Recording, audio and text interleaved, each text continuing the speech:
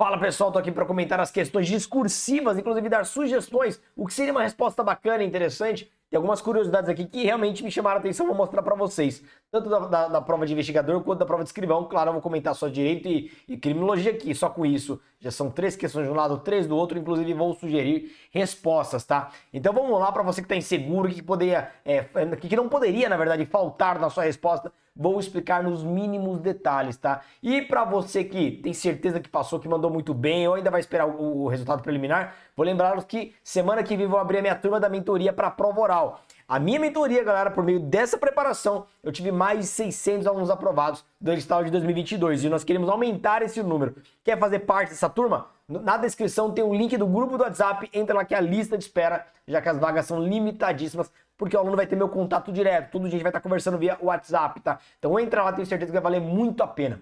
Mas vamos lá, vamos começar aqui, pessoal, com a prova aqui de investigador, noções de direito. E essa questão, eu fico muito feliz com ela, porque eu dei 2 aulas de reta final de processo penal, 2 lives, aquelas lives de segunda-feira que eu faço no meu canal. E na primeira live, pode entrar lá, tá lá no canal, tá? Pra provar o que eu tô falando. Eu entreguei a resposta dessa daqui, tá? Nos mínimos detalhes. Na verdade, não é uma resposta muito complexa, muito longa. Tá no início do Código de Processo Penal. E o que me chama a atenção é o seguinte. Essa mesma pergunta caiu para escrivão, só que de uma outra forma. A mesma? Sim, a mesma. Vocês vão entender. A letra A apenas, a B não. A B para escrivão é diferente, mas a A de investigador estava pedindo exatamente a mesma coisa com outras palavras. Vamos entender? Olha o que diz a questão. Com relação, e aqui até para vocês não confundirem, ó, com relação ao regramento que o Código de Processo Penal traz sobre a instauração do inquérito policial, responda. Aí vem a A. O que diferencia os crimes de ação penal privada, os crimes de ação penal pública, condicionada à representação da vítima, e os crimes de ação penal pública incondicionada. Toma cuidado, tá? Porque teve candidatos que, inclusive, eu recebi várias mensagens, estou recebendo até agora, que me falaram o seguinte: Diego, olha, eu descrevi certinho o que era ação penal pública, privada, que depende de denúncia, Ministério Público, querelante, queixa-crime. Peraí, presta atenção. Muita gente vai errar essa questão porque não leu o enunciado. Não está contextualizando a A com o enunciado. Aqui está perguntando para diferenciar a ação penal privada, da pública condicionada e da incondicionada. Mas veja, olha só. Em relação à instauração do inquérito. O que diferencia? Então, cuidado, não está pedindo para você explicar a ação penal em si, em relação à instauração do inquérito. E é por isso que tinha poucas linhas na sua resposta ali. No caderno de resposta definitiva e rascunho não tinha poucas linhas, justamente por isso. Porque, para responder, basicamente o seguinte, ó. Em relação aos crimes de ação penal pública incondicionada, o inquérito ele pode começar de ofício, por requisição do Ministério Público ou da autoridade judicial, ou por requerimento da vítima ou do seu representante legal. No caso, os crimes perseguidos por ação penal pública condicionada, mediante representação do ofendido ou do seu representante legal. Eu até coloquei aqui outra hipótese, ou requisição do ministro da Justiça, mas vamos lembrar, só destacando, que pede, ó, os crimes de ação penal privada, ação penal pública condicionada à representação da vítima e não requisição. Então isso aqui eu coloquei para mais mesmo, não era necessário na sua resposta. E os crimes de ação penal pública incondicionada, tá? E nos crimes de ação penal privada, daqui, ó, perseguidos mediante ação penal privada, dependerá de requerimento verbal ou escrito do ofendido ou do seu representante legal. É isso que a questão pediu. Então não era para você dar uma aula de ação penal, e sim explicar como funcionava, como dependia a iniciativa para a instauração do inquérito policial em relação a cada uma dessas naturezas de ação penal, tá? Era basicamente isso. E aí a letra B. Essa sempre foi questão de prova objetiva e agora que é na discursiva. Pergunta se cabe recurso. Recurso do quê? Não fala, né? Recurso do quê?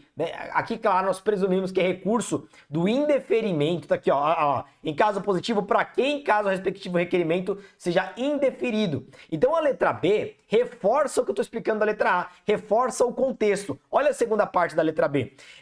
Caso o respectivo requerimento, que requerimento? O pedido para a instauração da ação penal, nos casos de ação penal privada. Então perceba que foi uma questão mal formulada, foi uma questão mal escrita. Ela parte do pressuposto que o candidato respondeu correto e já faz um gancho do final da resposta correta. Qual é o final da resposta correta? Ação penal privada. O sujeito ele faz o requerimento, o delegado pode até ser para ação penal pública incondicionada também, tá? Eu tô só dando um exemplo. Mas aqui o delegado ele indefere, ele falou, não vou instaurar o inquérito policial.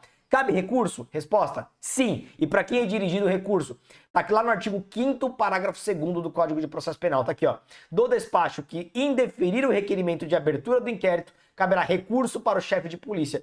Então você tem que responder aqui: sim, cabe recurso, e esse recurso é endereçado para o chefe de polícia. É só isso para pontuar nessa questão. Segura aí que já quando a gente chegar na prova de escrivão, vocês vão perceber que cai uma questão assim, pedindo a mesma coisa na letra A, com outras palavras, mas a mesma coisa. Vamos só lembrar, olha aqui, ó, tá pedindo para você falar sobre a instauração do inquérito, aí vem as hipóteses de ação, o início do inquérito. Segure aí. Agora, vamos para a próxima questão de direito. Essa questão toma muito cuidado. E ela vem com um enunciado bem longo e você não precisa ler. Ah, mas eu li, digo, beleza, a prova escrita você tem muito tempo ali para ler. Então ele fala que Mário é natural de um país integrante da União Europeia e está sendo investigado pela prática de pirâmide financeira. Segundo consta do inquérito policial, o investigado apresenta-se como investidor no mercado de criptomoedas, cujas habilidades são capazes de garantir aos parceiros investimentos como retorno mensal mínimo de 5%. Isso aqui é importante para a questão? Não, só para descansar. Após a denúncia de alguém que se considerou lesado, o investigado conversou com seus seguidores em rede social e relatou que a existência de investigação estaria lhe infligindo severos danos de ordem psicológica. Olha só, a investigação está causando dano psicológico nesse golpista. Bem como a de veiculação na imprensa da simples existência da apuração estaria afetando a continuidade de sua atividade econômica. Além disso, apontou que a abordagem policial na oitiva de seu depoimento foi rude e que contexto constituiria espécie de tortura. Olha, a abordagem policial foi tortura. E aí, olha o que interessa. Aí vem o comando da questão. Com base na Convenção contra a Tortura e outros tratamentos ou penas cruéis, humanos degradantes. Então, aqui ele vai perguntar na A o conceito de tortura. Qual que é o problema? Muita gente vai pensar em conceituar com base na legislação especial por desatenção. Eu recebi esse tipo de mensagem. Mas aqui está pedindo o conceito, a definição da Convenção contra a Tortura. É questão de direitos humanos. E logo em seguida a pergunta, aí vem mais fácil, né? Quase que uma questão de graça ali para vocês. Indique se a tortura pode ocorrer na modalidade culposa. Já adianto, não pode, óbvio que não pode. Se a tortura ela vai ter finalidades específicas só na modalidade dolosa, tá? Mas olha, o conceito que a banca queria é esse aqui, do artigo 1º, item 1 da Convenção contra a Tortura. Lá aponta todas as espécies do que é considerado tortura. É muito grande isso aqui, eu sei que é. Ah, vou ter que decorar tudo? Não, mas se você lembrar ali, por exemplo, aqui tá bem genérico, ó. Qualquer ato pelo qual dores ou sofrimentos agudos, físicos ou mentais são infligidos intencionalmente, ó, como é compatível com o crime culposo, a uma pessoa a fim de obter dela ou de uma terceira pessoa informações da confissão. É parecido com a legislação penal, né? Você busca uma informação, você busca uma confissão,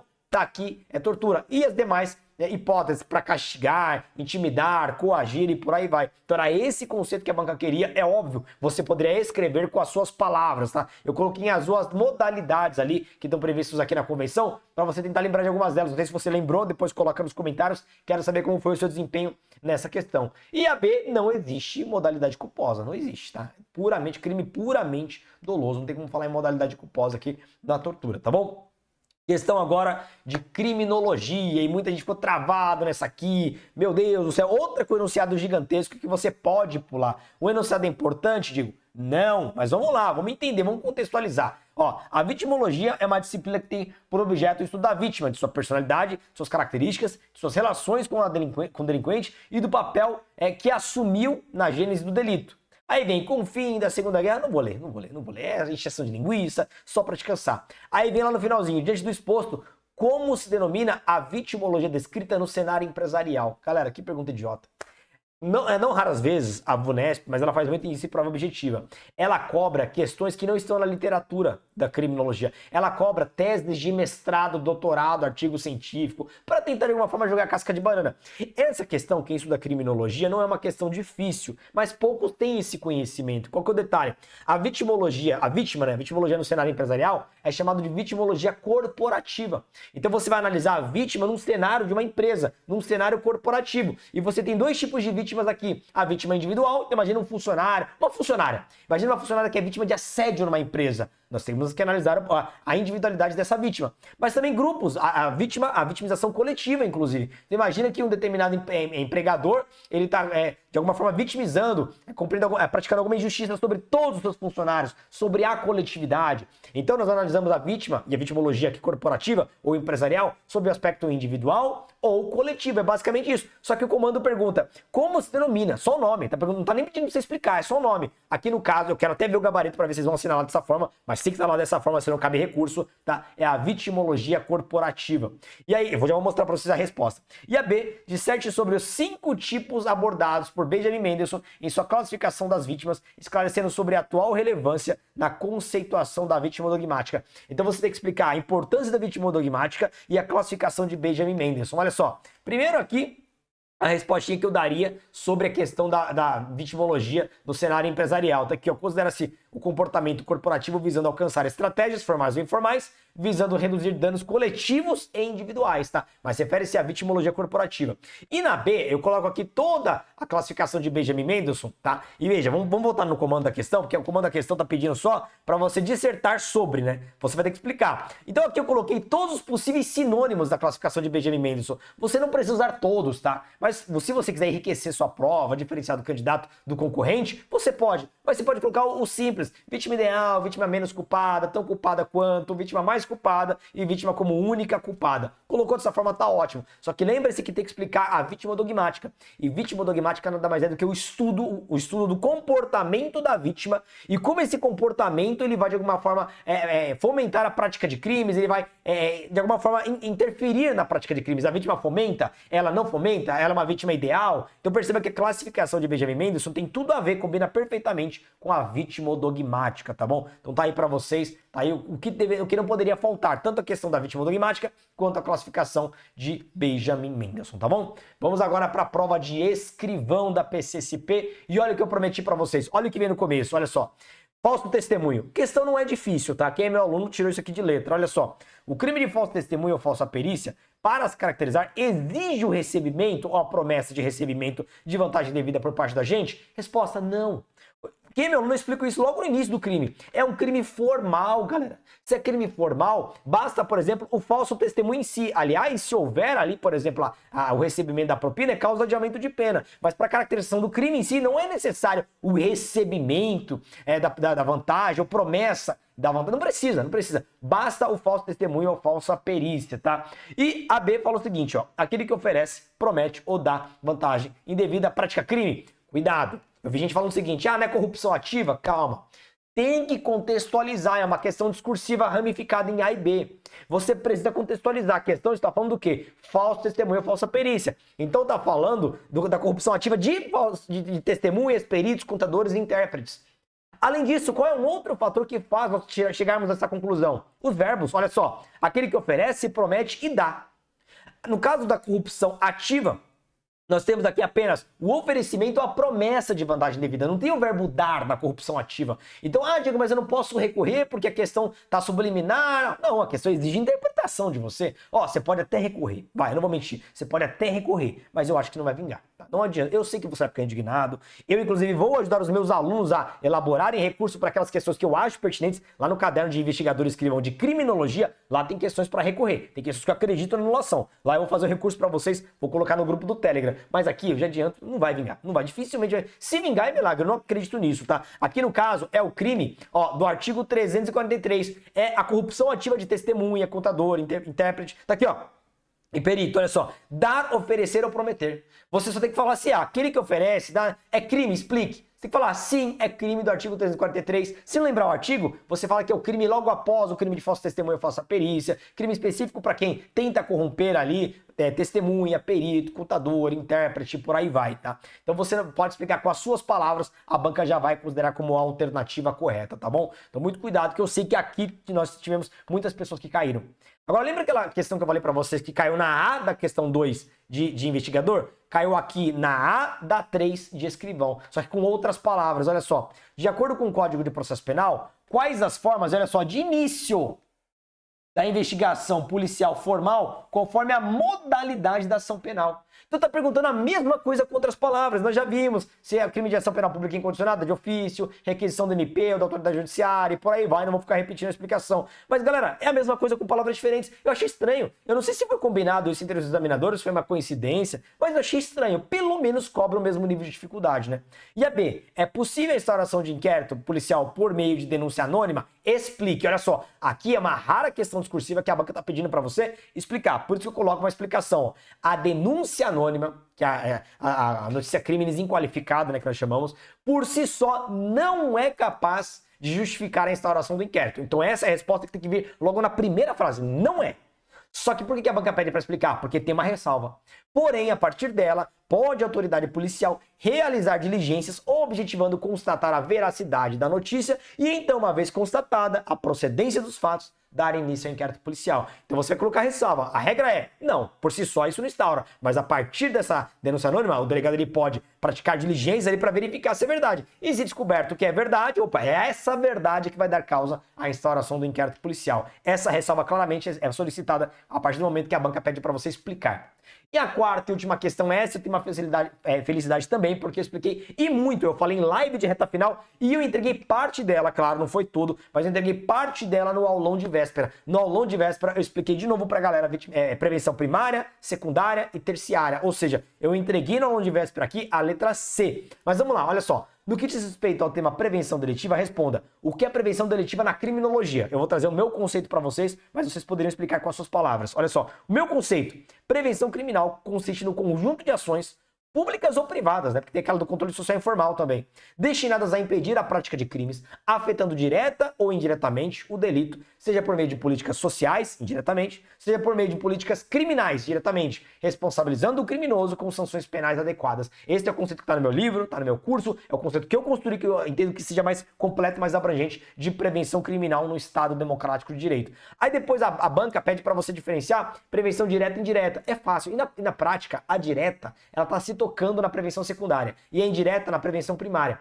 Porque a prevenção direta é aquela que ataca diretamente a prática do crime ou na sua iminência, ataca diretamente o iter criminis. Então é o policiamento nas ruas, é simplesmente prendendo o criminoso. Então você está atacando diretamente o crime em si. Já uma prevenção indireta, você vai para as causas do delito, que é até na prova objetiva de vocês, nas causas do delito. Então, tá ligado a políticas públicas, educação, saúde, saneamento básico. Você está desestimulando o sujeito a se tornar um futuro criminoso, tá? Então aqui, isso é prevenção indireta. E a letra B explica a classificação da prevenção delitiva em prevenção primária, secundária e terciária. Vamos lembrar, primária, eu não vou dar uma aula disso agora, eu expliquei bastante isso ao longo das últimas semanas, inclusive no aulão de véspera, mas a primária é basicamente o seguinte, é igual a indireta, você está atacando a raiz do problema, as causas do delito, só que é uma medida de longo prazo, o protagonista é o Estado, e é o Estado menos o Estado penal, todo o Estado menos o Estado penal, e aqui você tem como destinatário toda a população, para concretizar saúde, saneamento básico, educação, condições de trabalho e por aí vai.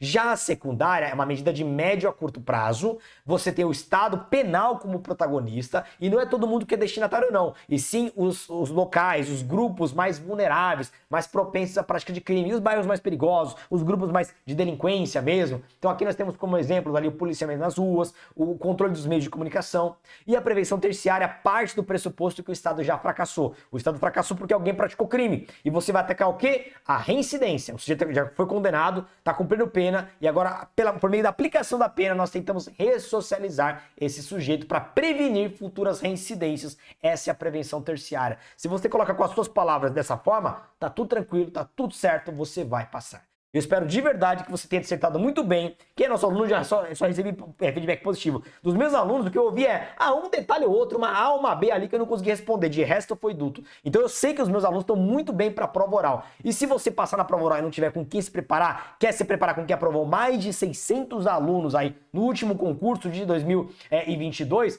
o link da lista de espera está na descrição, porque semana que vem iremos abrir uma próxima turma aí da mentoria da prova oral, beleza? Galera, um grande abraço, bom estudo a todos e até a próxima.